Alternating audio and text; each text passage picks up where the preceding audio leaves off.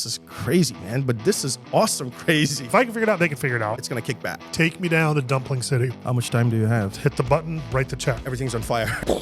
He's doing fun things. What were the tweaks? Should I really answer that question on your podcast or not? You're listening to The Hot Sauce Show, the place to meet hot sauce makers and enthusiasts. Let's jump right in.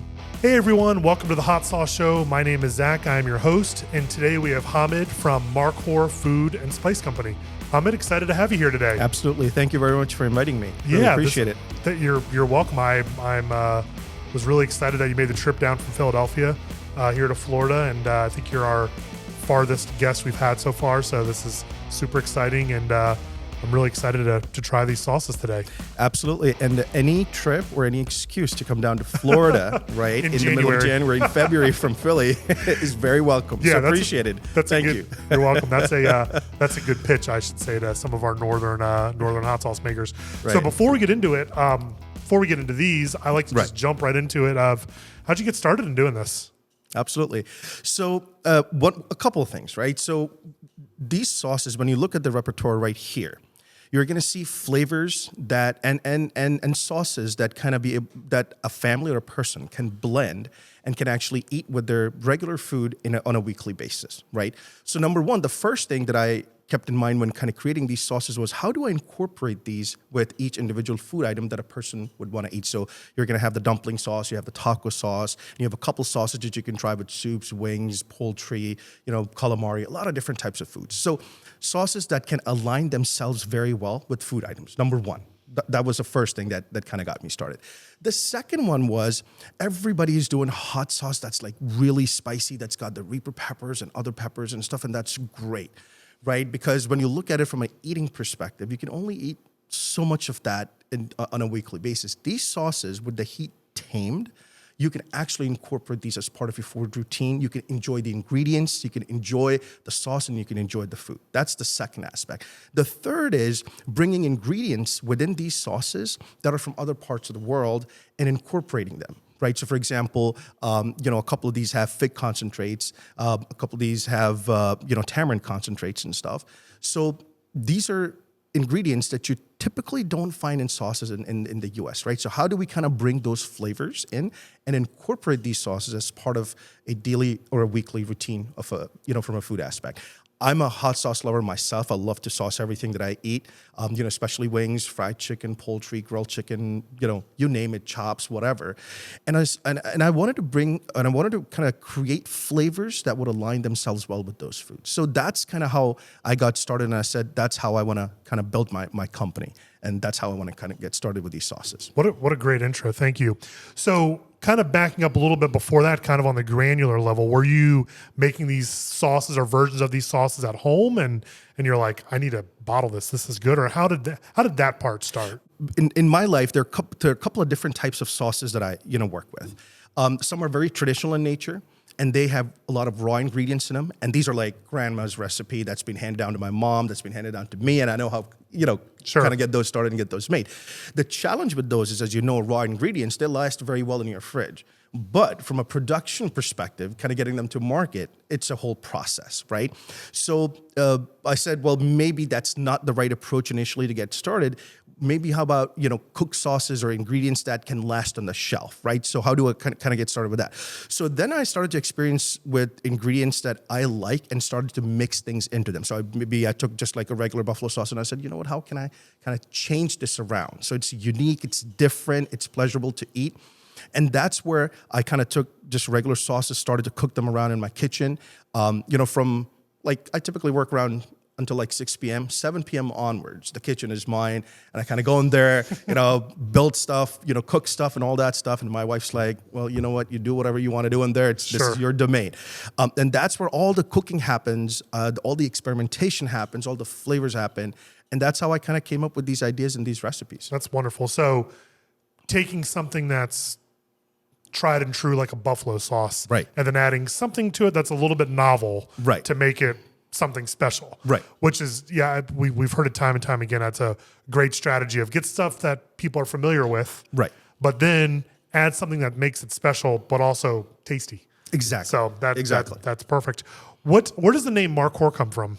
So Markhor is a mountain sheep that's found at the foothills of the Himalayas, right? So Himalayas and the Hindu Kush kind of run through Southeast Asia, India, Pakistan, and then the Parmis kind of start in the Nepal. And this mountain goat is actually found all across that mountain range. It's one of the toughest animals to be able to get to and be able to see. It lives in one of the most challenging environments in the world, and yet it perseveres. And it's known as the king of the mountain. And it truly is. And the whole concept behind that is that I wanted to be able to bring a little bit of the South Asian touch name within my company, but also Markhor is the king of the mountain. I wanted to be known as the king of hot sauce. Perfect. Right. I love that. So I know it's yeah. so that's the whole concept behind it. The other thing that I do want to mention that's really important is the fact that, I truly believe in customer service, like great customer service. I really want to wow my customers when they try my product. And if there's anything wrong with my product, right, I will fully understand that. I will fully respect their views. And that's important to me, right? And that's, to me, is persevering through the toughest and the hardest conditions where the headwinds are coming straight to your face and you have to have multiple different things taken care of. That's why Markhor's persevere in the toughest weather. I said I'm going to be able to persevere in one of the toughest markets here in the U.S. and still be able to get good food to my customers. Great. Yeah, that sounds wonderful. What's your obviously everyone eats. Not everyone cooks, but what was your background getting into this? Did you have a culinary background, or was this kind of started from cooking dinner and getting a little bit curious with flavors? I know you'd mentioned grandmother's recipe and things like that. Do you come from a background of any professional cooking, or is this all really good home cooking that's now evolved to the next level? I would say it's really good home cooking that's going to evolve to this level. I have always been a big fan of food. I've always watched people. I've always been able to observe how people cook. There, little changes here and there in terms of the recipe. They do this specifically over here. And I've always kind of stood with my mom in the kitchen and always observed her and kind of follow her recipe and the way she cooks and her little quirks and stuff like that in terms of doing things this way versus that way. So that just kind of evolved eventually. So I'm not a trained cook, as in I haven't trained under a chef, but I can cook myself directly. I can various different cuisines, right? So South Asian cuisine, absolutely yes. American cuisine like cheesesteaks, chicken wings, all of that stuff. Mm-hmm. And that's why, I started with sauces that are focused very much on American food, just yet. But I'm going to bring sauces that are going to be, and dry rubs and marinades that are going to be kind of bringing those South Asian flavors here to this market, again, with heat that's tamed, so you can actually try the flavors. You can actually eat the food and appreciate the depthness and the richness of the food, rather than be like, oh my God, everything's on fire. Right, Where's the water? yeah. So tell me about your grandmother's recipes. Was she ever making anything kind of spicy in your food and culture, or was it not too spicy? What did that look like? Oh, no. What does that look like? It was very spicy. Very spicy. Like Okay. some of the pickles that she would do, just the regular pickles, would be instead of the jalapeno pepper, that would be the little green chili pepper that's found in India and Pakistan and Bangladesh and that part of the world. And it's very spicy, right? So, and then the next level up is the Thai chili, right? I'm sure you've heard of that. You've eaten that. Of course. It's hot. So what's the green chili? Does that have a name specific, or have you always known it as a green chili? We've always known as a green chili. Okay. And if you go to any grocery store that sells products from that part of the world, you're going to find that green chili right there. Chili. Right. And you pick that up and you bite into it, and it's going to kick back. And is that, so would you say that's like a little bit hotter than a jalapeno? If a jalapeno is a 5, that's probably an 8. An 8? Yes. Wow. So it's hot. It's hot. It's spicy. And that's prevalent in the food. Oh, absolutely. 100%. 100%. And that's what we're used to cooking with, right? And then she would do pickles with it. She would put it in the regular food. And then on top of that, as if that's not enough, we have crushed red chili pepper that we put in our foods, right? It's in every single dish that we make, right? Those two ingredients combined together bring out the heat and kind of create that heat index go up.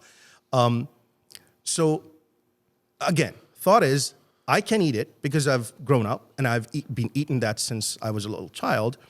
But people here in the U.S., right, have not, right? So again, focus on flavor, less on the heat, but tame it to a point where people can at least taste that too, but it's not the overwhelming thing. So learning from, and then the other thing is, right? So I migrated to the US from Pakistan, right? So before then, I was roaming around the streets of Karachi, watching street food. Street food is big in that part of the world. Vendors are cooking street food like it's nobody's business. They have their own sauces. They have their marinades, what they're called in their local language as masalas. They're putting on top of the food. They're sprinkling it. You don't even know. It's got like 500 ingredients in it, but it tastes amazing. A lot of spices. Exactly. It's spicy, but a lot of spices that are just making a abundance of flavor. Exactly. Yeah. So again, how do I bring that flavor here, right? But not the heat, right? So that's the whole kind of concept with some of these. Now, don't get me wrong, right? These are hot sauces. They're going to kick back a little bit. Like that spicy garlic sauce that you see over there, that's going to have it's spicy and it's garlic, right? That's why I call it that. But then again, it's palatable. You can eat it, you can try it. For some people, that might be very hot. But others, generally speaking, I think this sauce is really going to resonate with them. And most of these sauces are going to resonate with them. So what were some of you're relatively new to the game here and 0 to 60 here, and I love it.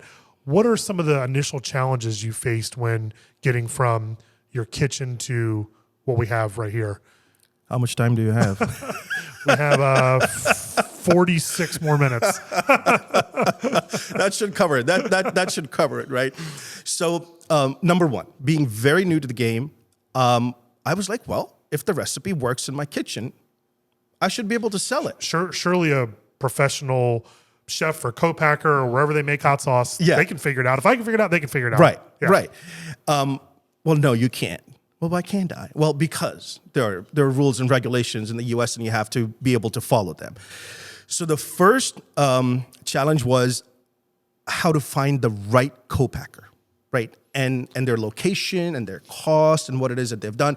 And there are a gazillion of them out there. They're all advertising, but they all have their niche kind of figured out. They're like, well, I kind of just do this. Or you know what? I kind of just work with olive oil. I don't really do much with that stuff. So let me pause you right there. Yeah. So you have gone from kitchen to straight to co-packer. You weren't doing your own commercial kitchen or any shared co-op. Your kitchen and now co-packer. Right. Okay, sorry. And no, that's actually a great point. So I thought about doing the kitchen, right? And I said, you know what? Why don't I invest my time? I'll take my wife, and you know what? We'll hire a couple of guys. We'll actually kind of build the sauce, and we'll do it that way. Sure. And then I said, is that really what I really need to focus on? Or is that something that someone else can focus on? And my focus then becomes on distribution, sales, management, marketing, right? The other stuff that's going to come after all this stuff, right? Once you get to a point, they say you either make it or you sell it. It's very hard to do both successfully. Exactly. So that's when I went to a co-packer and I said, here's a recipe. Let's try this out, right?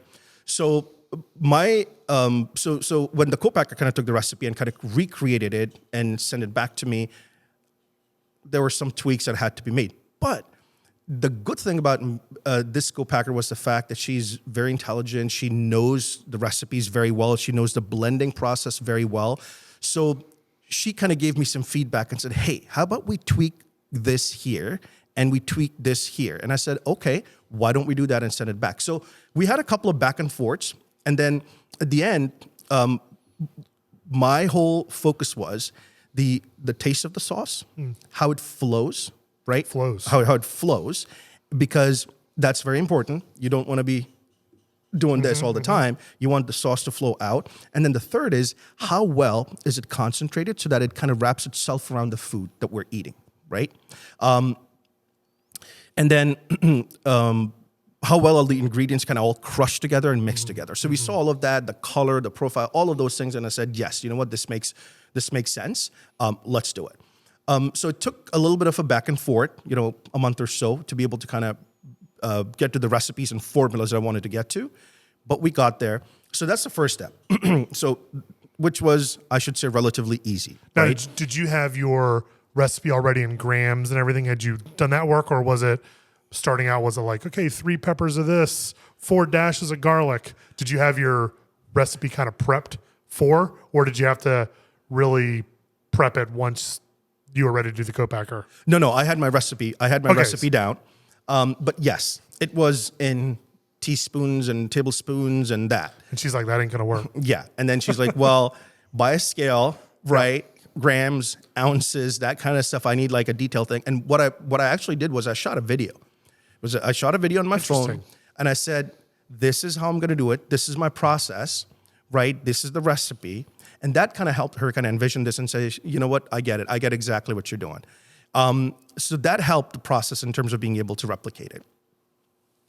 So once this was done, I also started to kind of work with somebody on the creative side to come up with the labeling and things of that nature. Now, on the labels, one of my issues was that when I walk into a hot sauce store or any of the other hot sauces, right, the labels are generally very dark in color and may only have like a pepper or something of that sort on them, and or something really funky, you know, pepper wearing sunglasses, stuff like that. It's that. And I wanted to kind of move away from that. I wanted to say my sauces are pretty colorful if you look at them, right? So I want labels that match that color profile. That actually kind of brings that out a little bit. So when you're looking at my sauces on a rack, you can actually see the difference. You can see, well, this is Markhor. I can clearly tell. The second was a creative idea, right? So me being me, when I started to do the creative work all by myself, I came up with something that looked like straight out of like 1930s. And I said, that label ain't gonna work, right? Well, 1930s could be cool. Right. But yeah. So then I met this really creative guy who was a coworker of mine. And I said to him, I said, this is the thought, this is the idea. Can you help me envision this from a labeling perspective? And he basically just took that idea. He took all of my feedback, incorporated it, and he came up with these label designs. So these are custom-made label designs. The color profiles and everything are custom as well. And as you can tell, it's funny. It represents the Markhor brand. It incorporates the Markhor kind of doing interesting stuff, like eating like tacos, right? Yeah. Or like eating dumplings and stuff, or like, you know, being friends with the buffalo, right, on the buffalo sauce. So I wanted these to be fun. And the feedback that I've gotten from a lot of the customers and people that I've shared these sauces with, it's all been, your labels are just like really nice, right? And it resonates with them. So that's how I kind of did that artwork. Then the third was, you can see these are all 5 ounces, and that's a 12-ounce bottle. So the size of the labels and how do you perfect them and make sure that they're that people can read them, they can pick them up, and all of that stuff. So that came next. So co-packing, creative work, labeling, then the fulfillment, which is who's got to do the real work, right? Right. So that's where I opted for, I said, I'm going to start with Shopify as a platform. Okay. Right? So my entire Shopify store had to be built from scratch. So you shook everything out with a co-packer. Right. And was that one sauce or was that all 6 here? You were shaking them all out at the same time? No, I was shaking them all out at the same time. And by the way, sorry, these are two different co-packers, right? This is all of the 5 ounces are one co-packer, the 12 ounces are a different co-packer, just because of the ingredients and stuff. So that's a lot. That's a lot to juggle. Yeah. But it's good to drop them. Here they are. Boom. Right, exactly. Yeah. And you know, these are very professional co-packers. They're great in terms of what they do. So in terms of the final product, I was very pleased with how they did that. So I really appreciate that work there. And now I know. It's consistent. If I have to go back and order, I know exactly what I'm going to do, and I know exactly the product that I can just hit the button, write the check. That's exactly right. Right. The second part is a tough one, but yeah. That can be a big one. Right. Well, great. Well, okay. This is all making me hungry and excited to try this. So what's the first one we have here to try? So the first one right here is my buffalo sauce. Now, everybody likes buffalo, right? Everybody has had buffalo sauce and stuff. We have a flavor profile in our heads when we talk about the buffalo sauce. But this is going to be a bit different for you, right? Great. So if you absolutely in there, and I'll right take one. And spilling on the table's okay. Absolutely. Let me just give it a good shake. That never hurts. And there you go. And so what's the official name of the sauce? This is the Zesty Buffalo sauce. Zesty Buffalo, okay. Yep. Nice big spoonful. Yeah, we're talking about flow. It's not super thick, but it does, come out nice. Oh, sorry. All right, cheers. Cheers. Whoa. Wow. That is full of flavor. Yeah, it's got a nice vinegar kick to it. Spicy in terms of a lot of spices. And then the heat really builds there on the back. What's the main pepper in that? So cayenne pepper is the main Cayenne, pepper. okay. Yep. Yeah, that's really good. And then what other ingredients are in there? So one of the main things about this one, when you said that vinegar, there's a little bit of vinegar, but what you are tasting is tamarind. Tamarind. Okay. That ingredient, tamarind, is straight from South Asia, right? It's part of a lot of the different sauces. And that's what's really gives this one a completely different flavor profile. So it's buffalo, yes, but then it's then some, Yeah. right? So different buffalo. Yeah. It has a little kick. It's got a little different flavor profile. Now, we just had it directly out of the bottle, right? If you were to like kind of put this on wings, Yeah. or put this on soup, put this on calamari, put this on any other food that you like, then the flavor profile, it's not going to be that kind of like a big dob of, buffalo sauce. And it's really going to come into its own, and you're going to be able to taste the difference between this and the other buffalo sauces, right? Yeah. Yeah. So that's where I kind of wanted us to start. I really like that. And so tell me about the label. We have is this a Markhor on the front here? Yes. And then a So that's spicy Markhor? Yeah, that's so Markhor being very, very cool. Yeah. And then it's being friends with the buffalo. So it's kind of bringing together. Oh, Right. okay. That's the Markhor and the buffalo. That's okay. the Markhor and the buffalo, right? Yeah, it's great. Yeah, really colorful for those of you just listening and not watching here, but very colorful, fun label. You can tell that it's hot sauce, but you got this nice flag off the top here, and really, really cool. So were there any other names you came across or thought about before you settled on Markhor, or was it kind of like, I'm doing Markhor, so it's got to be it? So I was thinking through names, right? And I wanted to be, even in the name category, I wanted to be a little bit different. So we have a lot of very typical names that are out there. And I wanted myself to kind of be able to stand out from those names. I know this is not a name that's easy to pronounce or easy to say, right? And a lot of people will struggle with it. But because of that, I wanted to be unique. I wanted to be just stand out from the rest of the sauce companies and food companies, right? So people are gonna be like, oh, what is that name right there? Oh, it's Markhor. And when they get that name Markhor once, they're not gonna forget it. Well, what I like about it, the first time I saw it and we first got in touch and I saw that name Markhor, the good thing is I said it in my head and I'm like, I hope that's right. And then when I asked you, I'm like, is it Markhor? You're like, yes. I'm like, okay, cool. Because I think that's a big thing is most people see a brand on a shelf, they'll see it somewhere. Right. And them being able to pronounce it, even if it's in their head, is a big thing. So I like that it's a unique word, but it's very pronounceable to someone English as a first language that can like, what is that? Oh, Markhor. Oh yeah, it's right. Like that's right. Right. And that's good that it sticks. So that's a really cool idea with that. So the Markhor, he changes per label here a little bit. That's exactly right. So he's doing fun things. He's going around the world. He's having a great time. That's what I want to do too, by the way.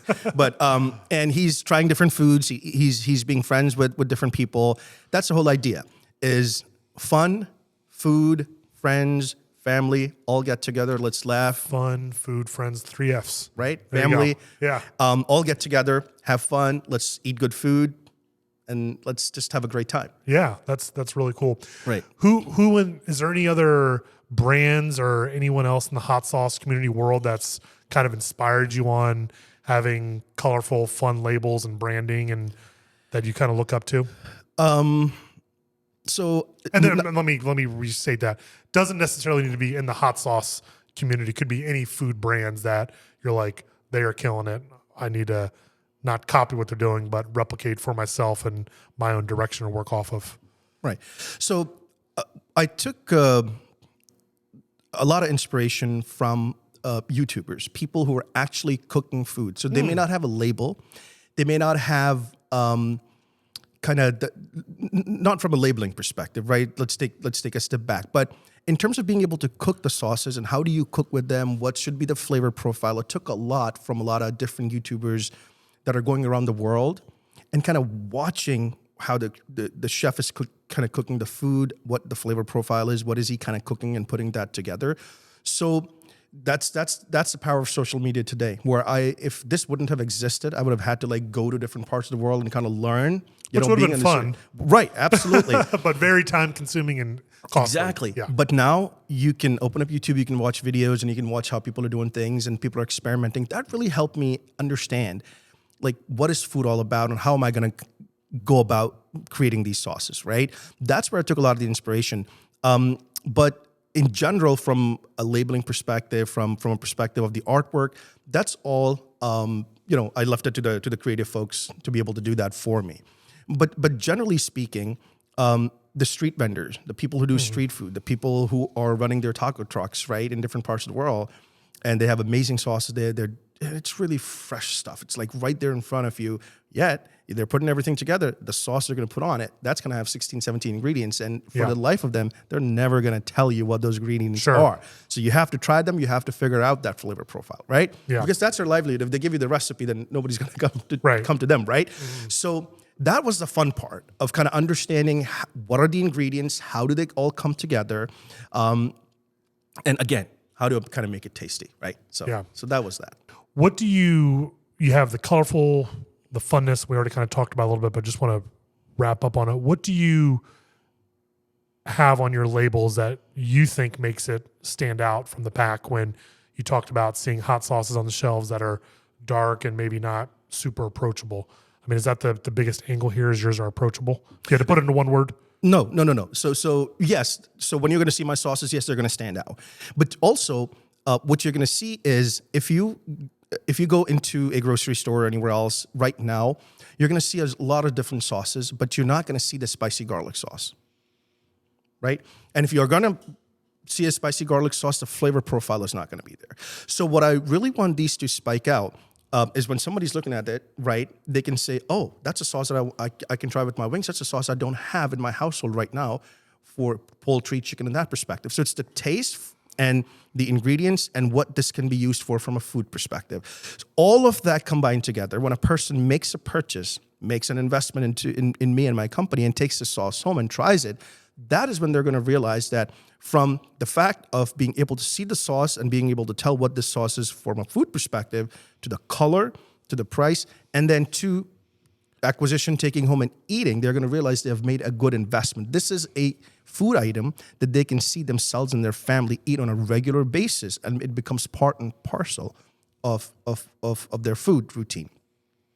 That's kind of the entire angle. It's not just to make labels and things of that nature where people are just kind of looking at it, oh, it's really cool, and then they take it home and they open it and it's like, oh my God, that's the worst sauce I've ever tried, right? So it's that whole package that I had to kind of come up with from start all the way to finish. So where do you start with your labels? We talked about kind of at the beginning, but you have a designer you work with. Do you kind of pitch him or her the ideas and they kind of come back to you? Or tell me about that. How does that work? So exactly like that. So I was struggling with the labeling, right? What specifically? So what the design needs to be. And the reason was that because I knew that I had to be cool and creative, but I just wasn't able to do it myself. So I sat in front of my computer. I was like, took a notebook and I started design stuff. And I was like, well, you know what? This is not something I can do. So I just had a conversation with a colleague of mine. And I said, you know what, dude, I'm kind of struggling with these things. And I do you have any recommendation of anybody who can do some creative work? He's like, I'm your man. I'm your man. Let's have a conversation. Tell me what your ideas are. Tell me what you're trying to do.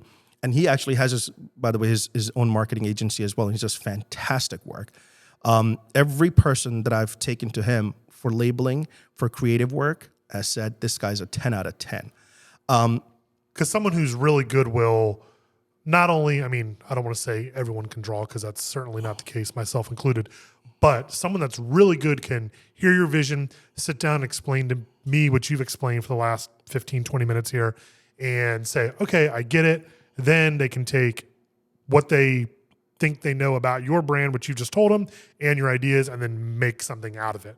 Right. Versus just drawing something that looks nice. Right. Because a lot of people can draw something that looks nice. Right. But to have purpose is, Right. So sorry. No, that's exactly right. So I was lucky. I was very lucky that I came across this individual. First try after you. First try, exactly. First try, right? So, and I had that conversation, gave him my vision, told him about what I envision this to be and how I would like for this brand to kind of grow and make itself and be present in the market. And you had the 6 flavors kind of laid out. I had, I would say, about 3 flavors confirmed at that point in time. And then the other 3 kind of were added later, confirmed later, I should say. But what he built for me was like a branding guide. He's like, these are going to be your colors. These are going to be your color profiles. This is the palette that we're going to be working with. And then the creativity from a Markhor perspective is kind of having Markhor do fun, good things, always just being, like enjoying himself, right? So that's what we started out with from an idea perspective, and he laid that out on these labels, and he sent those over to me, and I looked at them. I said, "This is phenomenal. This is fantastic. I've not seen this kind of artwork before." Isn't it great when it's like something that you envisioned, and then like 20 steps beyond that, exactly, and you're just like. Literally, that's exactly what the reaction was. Mine equals blown. Yeah, I gave him just a very quick feedback on one of the sauces. I'm not going to tell which one. On just one. No feedback on the other ones. Ready to go. I said this is all cool. Nailed it. Exactly, 100%. So just one of the other sauces, I gave him some feedback, and he incorporated that, and that the repertoire was complete. But then, of course, there were some challenges in terms of, for example, you see this Markhor right here at the bottom of the bottle. Like every bottle has, logo. Right, exactly. It's the logo right here. Yep. Then there's a logo right here. So it was the placement of the logo, and I wanted to make sure that it was big enough so people could read it. But the focus of the label is this right here. You should be able to read exactly what the sauce's name is. And for people listening, he's talking about the name of the sauce and knowing that it's a hot sauce. Exactly. Because if people can't figure it out in 3/4 to a second on the shelf, they're already onto something else. Exactly. And if you look at this bottle, you'll be able to tell exactly what it is. It's a Zesty Buffalo, and it's a hot sauce. Yeah. That's all you need to know to make a decision on whether you're going to buy this or not. Because you're going to pick this up, you're going to look at it, you're going to look at the ingredients, you're going to look at the bottle, you're going to look at the label, and you can say, okay, at that point in time, your mind's already made whether you're going to purchase this or not, right? Sure. And that's kind of the process. Well, at least that's my process, right? So when I go to a store, I need to be able to tell what this is very quickly. Your eyes eat first. Whether it's your food's right in front of you and you're about to eat it, or you're buying food that's going to become food, your eyes eat first. Exactly. Yeah. And I've been to a lot of different hot sauce stores. That's my favorite pastime. I go there and I observe, I take pictures, I look at the flavors, and sometimes it's just very hard to tell what this is all about. The labels are so dark, I can't read, and I'm like, what is all this? I need to make sense of this. Mm-hmm. And you have to spend literally 5-10 minutes going through that entire list to see, okay, this is what this is. This is what this is. Oh, it's a habanero garlic. I wish it just told me it was that. Exactly. Right? And that's the whole purpose right here. And that's why you can tell, right? So it's not just a label, but they typically have like a pepper, right, in the front that says hot sauce as well. So that was a creative part that he came up with as well. And he did the drawing and everything here. Yes. That's really I literally, nice. if I could show you, I have his hand-drawn pictures that he sent me that he then finalized later on. And he sent it to me over email, just took a picture of it. He was like, what do you think for this? Did he send you the hand-drawn before he sent you it all mocked up? Yes. Just to make sure you're on the right track, which is smart. Yes. And as soon as I saw that face and those horns and that, hands kind of doing crazy stuff, I was like, this is crazy, man. But this is awesome crazy. Yeah. This is beyond what I was expecting. And just really very happy with the end result. And I hope my customers are too, and the people that are listening and watching. Yeah. That's I'm really happy for you that you nailed it on the first time. I mean, I know so many people that have gone through so many designers where they just can't get it right. And I don't think it's ever personal, but it's just not fitting the vision quite right. So that's great. All right, next sauce. What do we have here? Oh, next one. Actually, I'm going to get the buffalo out of the way. So this is a really interesting sauce.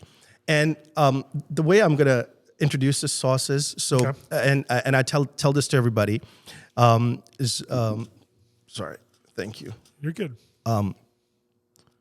This sauce has the potential of turning. Well, all of my sauces do, but this sauce actually has the potential of turning regular tacos, regular chalupas into gourmet food. Okay, those Okay. are big words. Yes, I know. I absolutely know, but I also know that you're going to love this. You're going to. I wish we had, tacos and chalupas, but We're gonna get lunch. We're gonna head that direction. we're gonna take the sauce with us then. Yes. This is a really interesting sauce. It's got tomato, it's got jalapeno peppers, it's got a couple of different things in it.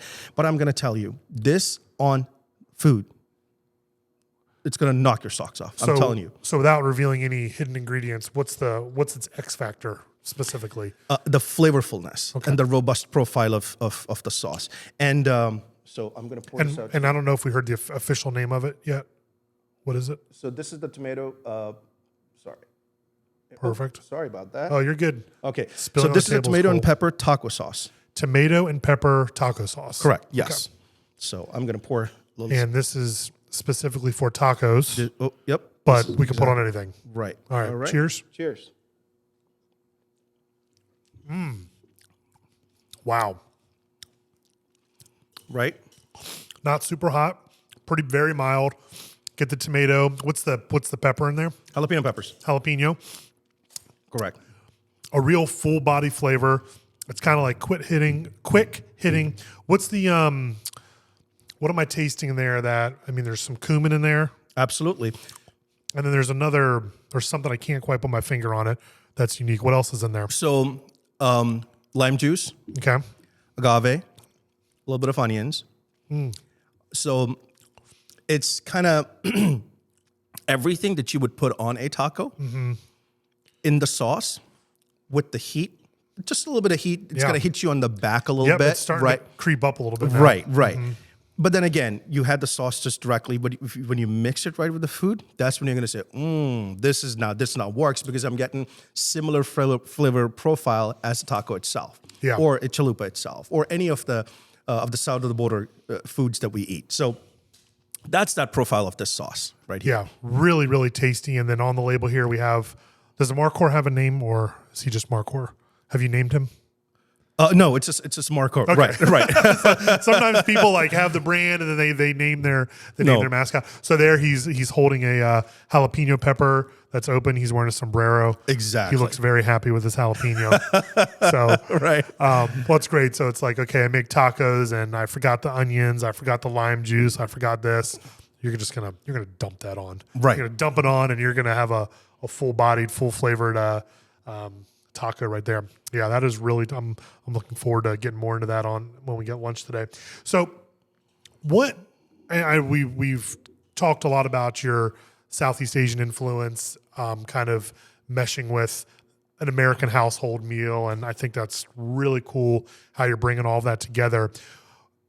What inspires you specifically about the flavors? Is it really kind of? And I guess I'm asking, where are you starting with that? Are you starting kind of at the American household dinner and then branching out from there when you're developing your flavors? And then kind of the second part to that question is, how are you picking your peppers? Because that always really fascinates me with people saying, hot sauce makers, oh, I love XYZ pepper, or I don't have one in my lineup yet. What's your thought process behind that? Right. So the answer to the first part of the question is yes. I am looking at this purely from a perspective of my sauce needs to align with the food.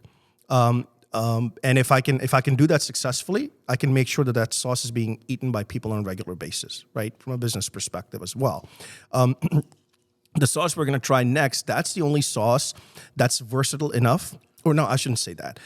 There are a couple other sauces as well. But that is one of the versatile enough ones which can go with a variety of different things.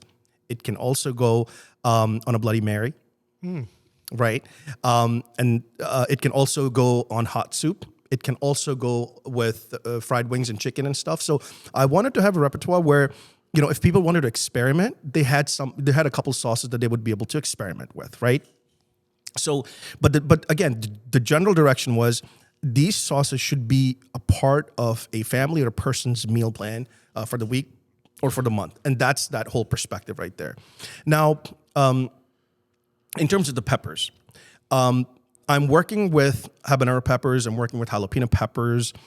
I'm not going to the extreme to say I'm going to work with some of the hottest peppers, because I kind of feel like you can make great sauces with them, and that's fantastic and phenomenal. But you cannot eat that much sauce in one go when you make it really hot, right? And then you kind of shrink your audience down, because a lot of people are like, well, man, it's a great sauce, but it's really hot, right? So if it's too hot, it becomes that. So I'm kind of dealing with peppers that are spicy, but I can tame the spiciness from that. Right. Because at the end of the day, you love doing this. You are making great sauces, but for you to keep doing what you're doing, you got to sell it. Yeah. And that taco sauce, so my family, we do taco or quesadilla or nacho night at least once a week, if not 2 times a week. That taco sauce, that's gone. And one taco night, like 100%. And if it's a hot or super hot, which I love super hots, but I have younger kids, and I would say my kids eat spicy food for being their ages, but not super hots. So being able to have a very palatable sauce, which once again, at the end of the day, it's about selling the product. If you want to keep doing what you're doing, people are going to mow through that a lot quicker than having a super hot that you're just dribbling on. Right. Because there are, and everyone say, oh, I eat super hots. I'm like, yes, of course, we know there's those people that are, doing a 5-ounce super hot a day, but I'm like, okay, how many of you are there really out there? Right. And that's not a grocery store play or anything else where you're going to be able to move a lot of product. Right. Right. So what else? You have jalapenos that you use, habaneros that you use. I think, did I see ancho on one yes, of them? Ancho. yes, yeah. What other peppers do you use in the That's lineup? about it. Habanero and cayenne peppers are my main peppers. Of course, jalapenos are in a couple as well. But I think that's enough to be able to give me the canvas and the creativity to actually take those peppers and turn them into different types of sauces and stuff like that. Right. Yeah, because they all pack a lot of heat. Yeah. I mean, I see in one here, you have a red habanero. Yeah.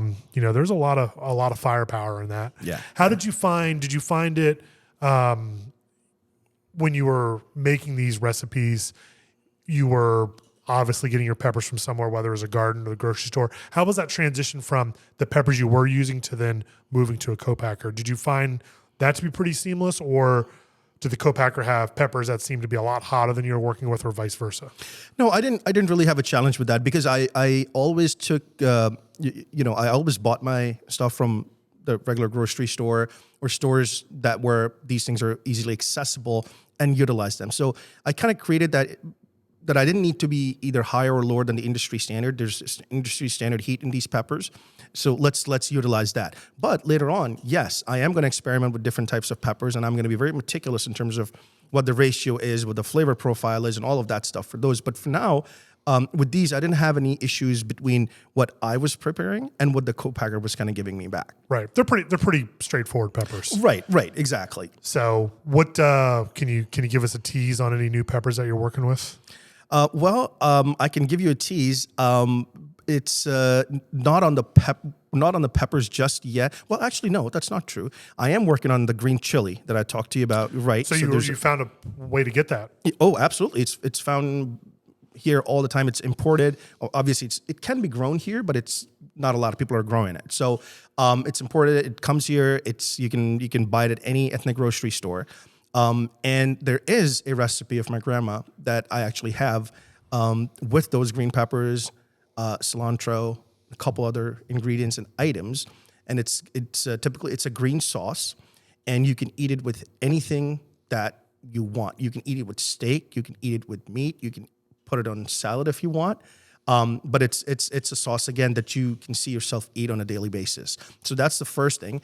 And then the other thing that I'm working on, and if this is too much of a divergence from your question, no. But so I started with the hot sauce, but I'm also, in the name Markhor Food and Spice Company, I'm gonna kind of go beyond the hot sauces. I'm gonna maintain and sustain my line of hot sauces, but then there are gonna be other things like marinades that I'm gonna come out with. These are gonna be dry rubs that I'm gonna come out with. I'm gonna be mixing these sauces with a couple of different regular ingredients that we use on a regular basis. and then kind of coming up with those different types of combos and concoctions, right? So mayo, right, is one that I've been kind of looking at and say, how can I turn that into a different type of mayo that I would like to eat? Mayo, like mayonnaise. Mayonnaise, exactly. Right now, if you go, you can find a couple of different versions of the mayo. You can find it with mustard kind of put together. You can find it with ketchup. Right? Mayo chup, Maychup. Yeah, Right. I'm like, I like mixing ketchup and mayonnaise, but for whatever reason, when it's in the same bottle, I'm like, no. No, it does. It's not adding up. Let me do the mixing. Right, exactly.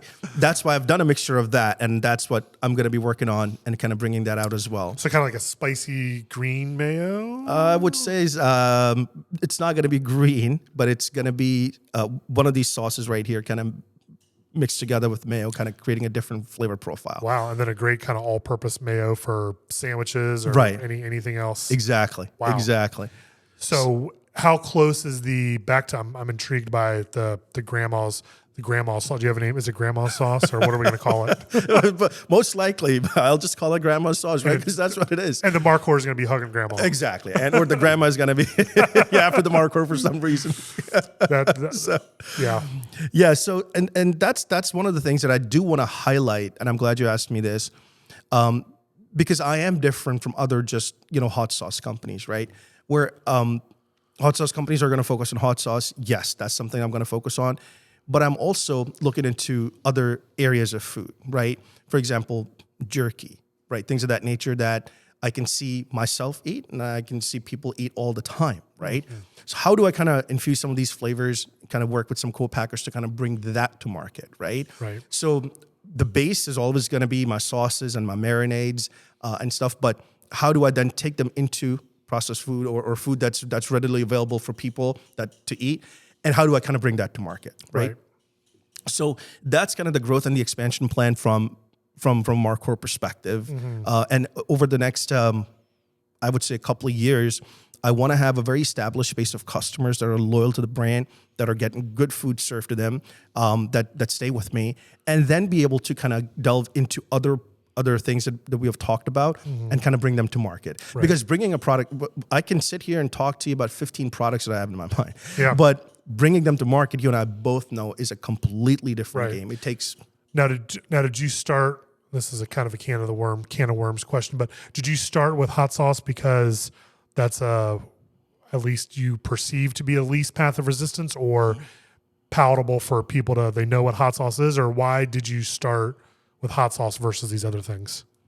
I would say just by sheer happenstance, because when I started to experiment with these things, I came up with the sauces first. When I had that stable flavor profile hit me and I said, okay, these things are pretty stable, then I was like, oh, I can do a lot of different things with these things, right? How do I mix this here and how do I mix that there?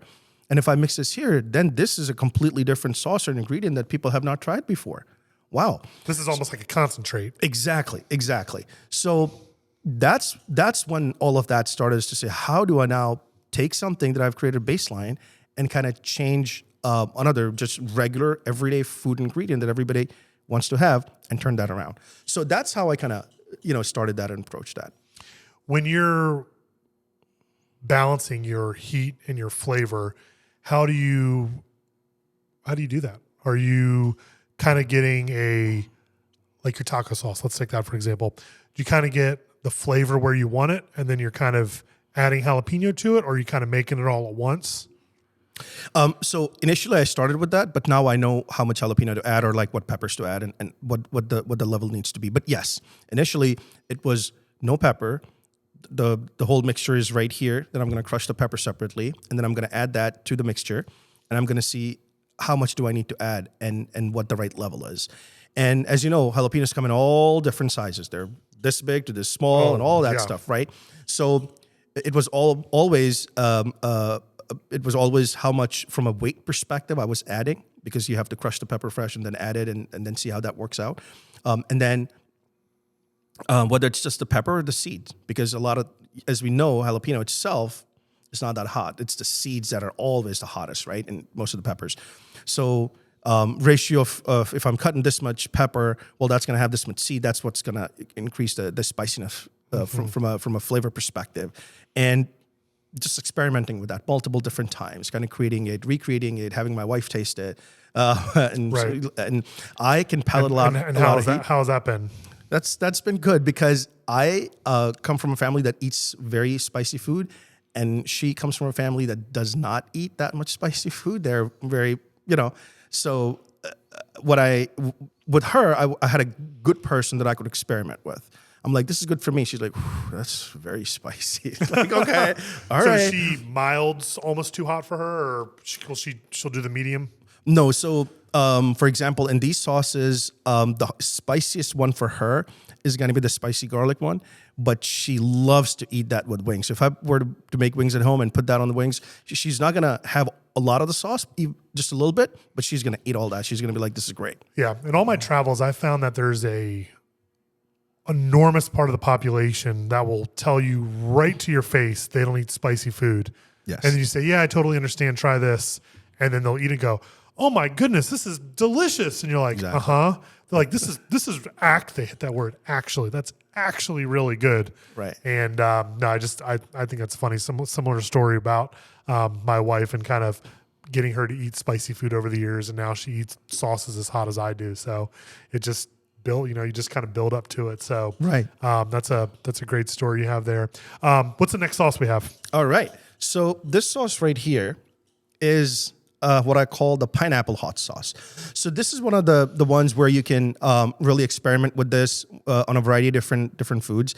The reason why, if you look at these, they don't have kind of like an off ingredient in them. For me, pineapple is from a hot sauce perspective, and I know for a lot of people it's not, but for me it's kind of like an off, right? Should I really answer that question on your podcast or not? I don't really want to because there are people on either side of the house and I don't want to piss any of them off, right? Yeah. So this is kind of that outlier that people love because it's not that spicy, it's balanced, and it's got an ingredient like pineapple.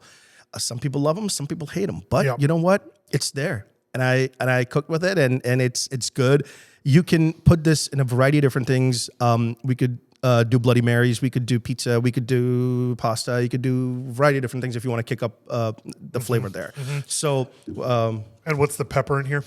So there are a couple of different peppers. So cayenne pepper. You're gonna have that hit you. And sorry, let me just make sure because this. Give it a shake, let it breathe. Exactly. Last episode or a few episodes ago, we were talking about different sauces and, about them breathing. And then we were talking about peppers and pepper seasons and stuff. And then I got me thinking about our hot sauces, since we're having such an aha moment right now, are they going to get to a point where we're talking about like what years hot sauces came out? Because if you're making a hot sauce for 10 years, cheers. The peppers are changing. Ooh, yeah. Yum. That's tasty. Pineapple right up front. Right? Yeah, the heat's very mild. And is pineapple the first ingredient? Yes, that's right. That's the first ingredient, all crushed, really nice with the juice in it and stuff like that. Yeah, I can taste it's a very fresh tasting pineapple. Low on the vinegar. I mean, barely taste. Yeah. What else do you taste? Do you taste garlic? Yep. Okay. Garlic. Is there onion in there? There's a little bit of onion in there. There is smoked yellow bell pepper in there too. Okay. Right. But you are not going to be able to pick that up. That's more for kind of the texture and the emulsification, right? Mm-hmm. That gives, and the color, obviously. You're gonna. So you did the cayenne and the habanero kind of come across? Very light. Very light. Yeah. Right. So that's why, again, and you probably have little chunks of pineapple in your mouth right now as well, right? So again, the flavorfulness, the kind of the entire flavor profile, and the fact that you're not burning right now. No. You can eat these sauces and you're gonna be like, you know what? I'm totally fine. I'm gonna be okay, and I can try using them with my foods on a weekly basis. Right. Again, that's the same concept right there. And the Markhor here is holding the pineapple in a basket. What else do you have there? An apple? Yeah, I think so. Yep. That's really, really tasty. Yeah, that's in a good way, a table sauce. Yeah. I know some people that's got a negative connotation, but I don't mean that at all. But a good table sauce of this is on the dinner table. You have friends, family over, and this bottle's getting just crushed. Right. I really like this on like pork chops and rice. Nice fruity, almost like your pork chop have like kind of a saltier rub on it that you grill maybe, and then add this and kind of cuts through it. And then some ginger. I was definitely getting a little bit of that. Agave nectar. Really, really, really good. Right. And the artwork, as they all have been, is spot on. Right. Now, what's your go-to heat level for you personally? Mild, medium? No, hot. Hot. You're hot guy. Yeah, absolutely. So whenever I'm cooking food, I keep adding, chili peppers and flakes and stuff in the kitchen, and then I look back at my wife sitting right there. I'm like, crap, I gotta take some stuff out, right? So, but with these sauces, I kind of kept her in mind as well, because I said, you know what, not everybody can eat everything that hot. And when she tried everything in here, she's like, no, this is to a point where I can have it and I can enjoy it. And I said, that's good, because that's what I want my eaters to do, is to be able to enjoy the flavor and the sauce and be able to come out and say, you know what, this is good stuff. I can see myself using it every day. Yeah. And so we experimented a lot. We experimented with the flavor profiles, with how much ingredients, or how many and how much of each ingredient should be used. And as you can probably see in a couple of these, we have things like ginger. Mm-hmm. Not a lot of hot sauce companies are using ginger. Mm-hmm. In garlic, yes, but ginger from a flavor profile perspective, tamarind right here, fig, right? Mm-hmm. Those kind of things, they're not your typical flavor profile. That's why these things are unique, because it kind of brings some of those ingredients from that other part of the world in here, blends them together, and then gives you that flavor and that taste. The uniqueness is really special too. Yeah. Where people try that and go, that's different, and hopefully in a good way, but I can tell you in a good way, these are really, really nice. So maybe I can tell you a quick story.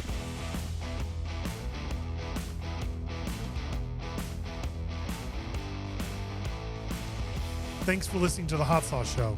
Be sure to follow us here and on socials to stay up to date on future episodes.